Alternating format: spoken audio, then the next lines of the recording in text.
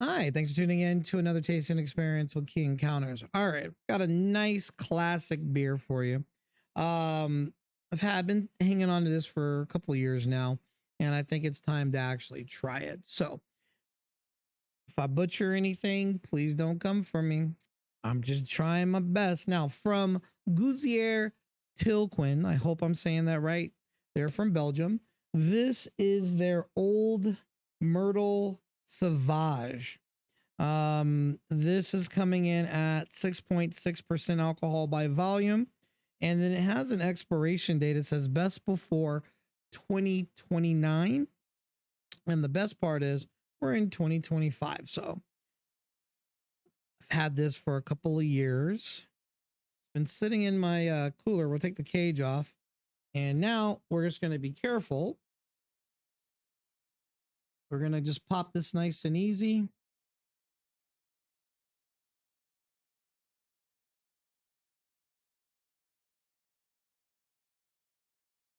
There we go. We don't want to agitate that we don't want to have it go everywhere, right?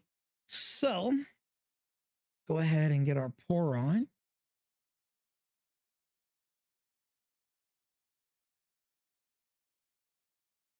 Yeah, get that sexy pour on.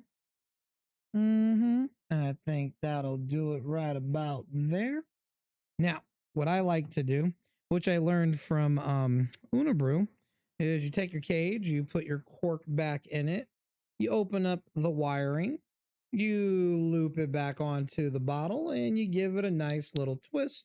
One twist will do it, not too tight or it'll snap. And now you have um, a nice little cool thing to hold your cork. Looks really nice on your shelf.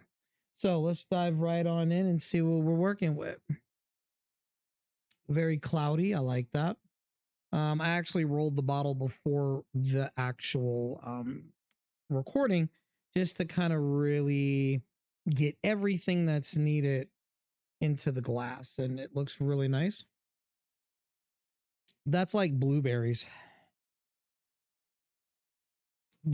raspberries, blackberries, wild berries, all the berries, strawberries, very jammy.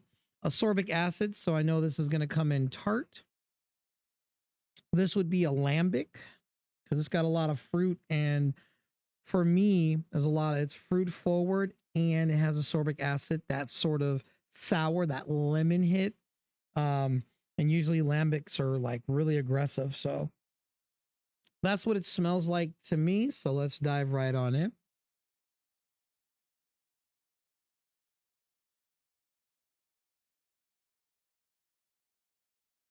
Oh, that's nice. It's got a nice champagne brute to it, real nice drying, pulling in some tannins. I'm gonna go with I don't know what berries that is, but that's got to be blackberry and like like blueberry skin. But I'm gonna go with blackberry on this. This is very drying. It is also tart. This flavoring of this profile of this beer is definitely something the average person wouldn't like. But if you're someone who's a connoisseur of craft beers or worldly beers and love different varietals, this would be right up your alley. It's not as sweet as you would think because it has like this pungent, unsweetened berry flavor to it with that tart, which is putting off like almost like lemon pill, really drying on the outside of the mouth, like right on the outskirts of like against your cheek, and you're gonna salivate. So again, it's not sweet. It's gonna be brute. It's gonna be dry. It's gonna leave you thirsty, and I think that's the point. It's very rustic. It is old world style beer. So this is an acquired taste. What do I think of it? I like it. I like rustic beers all the time. Like, don't get me wrong. I love out of control beers, high ABV, but even I need a break sometimes and I need something classic. I need something subtle.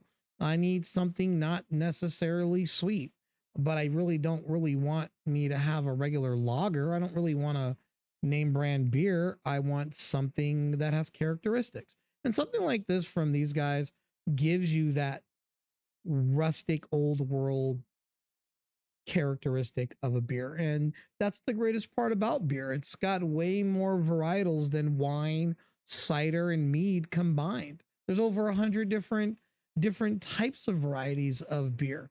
And a lot of people don't believe that, plus subdivisions of those things. So with that said, I want to say thank you guys for having this tasting experience with me. And until next time, guys, cheers.